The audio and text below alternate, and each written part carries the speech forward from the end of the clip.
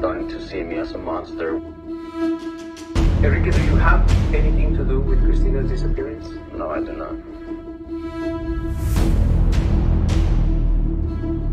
Hi everyone and welcome to my channel. My name's Sara Jade and in this channel we talk about true crime, unsolved cases and more.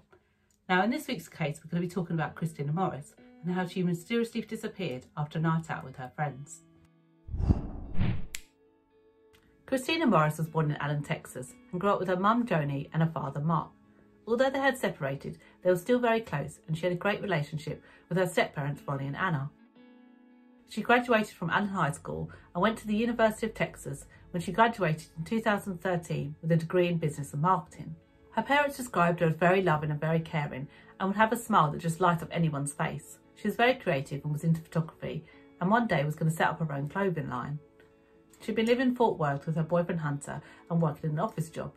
She had met Hunter after a bad breakup from her high school sweetheart Logan. They had been friends at first, but soon started dating and had been living together for about a year in Fort Worth. Christina had been missing her family and friends and wanted to go and see them on Labour Day weekend. So she decided after work she would drive down there, she'd meet up with a couple of her friends at Legacy Bar, have a few drinks and then drive back as she had work in the morning. She met up with a couple of friends in Plano, Texas and went to a few bars in a place called Legacy. They bar hopped until about 2 AM and then went back to a friend's house to carry on the party. However, it was getting quite late and Christina knew she had work in the morning, so she decided to drive home. However, her car was parked about 20 minutes away in the parking lot in Legacy Square.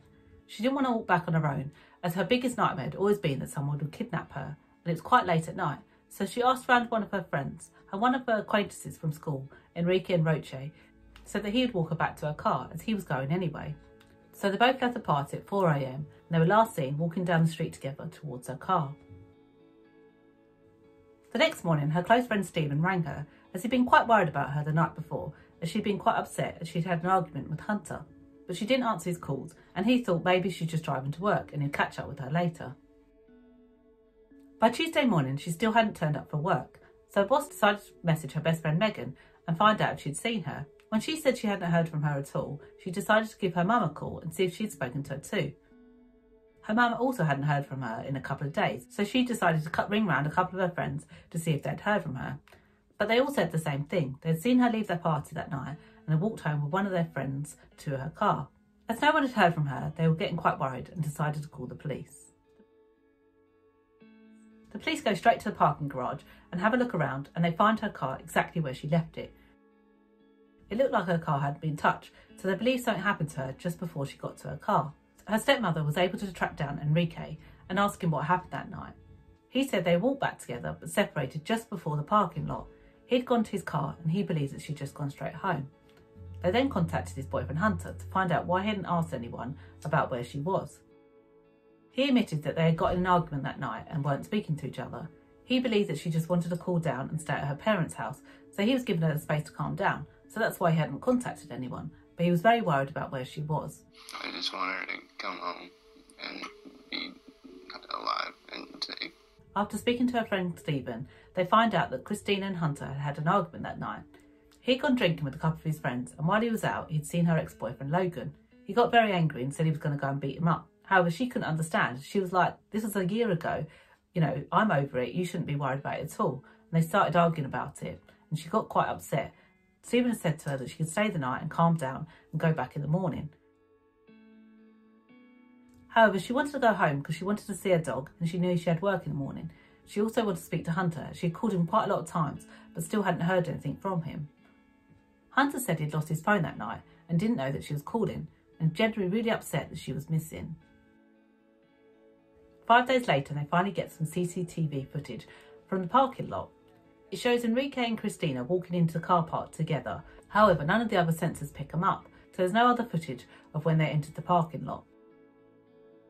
A few days later, they find another footage, which they believe is Enrique leaving the parking lot. However, the footage is very grainy and they can't determine whether it's him or not. A few weeks into the case, rumours start to spread about Christina and Hunter's relationship. A witness came forward and said she'd seen Christina and Hunter at a club called Pier 21 a couple of nights before the incident. They said that they got into a huge argument and Christina was very upset with him However, these were just lies, as a few days later they find out that Hunter wasn't even at the club that night. Her family is starting to get very frustrated with the case as they're no further along in the search.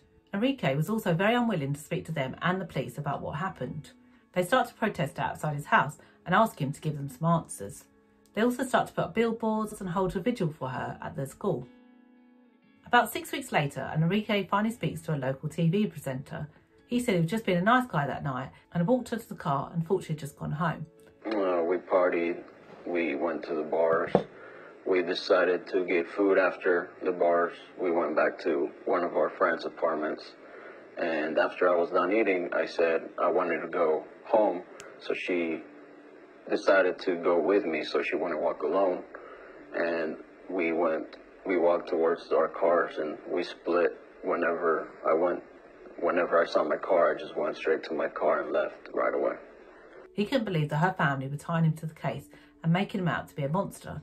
He said that he wasn't like that and he'd just taken her to her car and they'd left and he didn't know where she'd went. I feel like they're very wrong. They're accusing me of something. They're pressuring me to say something I don't know. Personally, I just feel like I'm being threatened now. They've put my name out there so much that people are starting to see me as a monster when I'm really one of the nicest people you can ever meet. A few days later, and the police find some inconsistencies between Enrique's stories and what they'd seen on the footage. He'd said he'd just walked her up to the parking lot, she'd gone into the parking lot and he'd gone down to his car that he had parked outside. However, the footage showed them both walking into the car parking lot and his car driving out the parking area a few minutes later. They also speak to his co-workers, who said that he turned up late for work the next day. He was covered in bites and bruises and had marks all over him. He claimed that his car had fallen on him when he was changing his tyre. Tire landed on me because I took it off. And it was too heavy, so he just landed right. Okay. That makes sense. Yeah. Okay, that makes sense. All right. They also found CCTV footage of him going to the gas station and cleaning his bonnet. They took his car in for testing, and a few days later, they came back with Christina's DNA in his boot. They also look into Christina and Enrique's phone data, and they find that Christina's phone pings about an hour later, just north of Legacy. A few minutes later, Enrique's phone also pings off the same tower. They decide to bring his car in again and do another search. They check underneath and find several pieces of grass. This shows that at some point he'd been off the road. They also noticed on the front of his car had a soft dent, like he'd hit somebody. They believe that Christina either willingly got in his car to get a lift home or had hit her and hid her in the back of the boot. Weirdly, while searching his house, they also found a strange jar which had an oily-like substance and smelled of cinnamon and had loads of pieces of paper floating in it with writing on there. No one could really figure out what this was all about, and some even suggested that maybe it was witchcraft. So on the 13th of September, Enrique Roche was arrested for aggravated kidnapping. They found out that night, even though he had a girlfriend, he was trying it on with one of his friends at the party. They believed that he was also trying it on with Christina. When she brushed him away, he got angry and took revenge. On the 21st of September 2016, Enrique Roche was found guilty of aggravated kidnapping. It took the jury over 17 hours to deliberate, and they finally came back with a verdict. He was sentenced to life in prison with the possibility of parole after 30 years. He was only ever convicted of aggravated kidnapping, as they never found Christina's body. As you remember, her boyfriend was acting quite weird around the time of her disappearance, and it turned out that, although he had nothing to do with Christina's disappearance, he had been selling drugs, and on that night, unknowingly, he had sold drugs to an undercover policeman. He had taken a lot of Xanax and Molly that night and was in no fit state to see that Christina had called him. He had lied to the police and said that his phone was missing, as he had information on his phone about selling drugs. Based on this, he was charged with distributing MDA and was given 33 months in prison. Enrique filed for a retrial. However, in March 2008, they finally found Christina's body.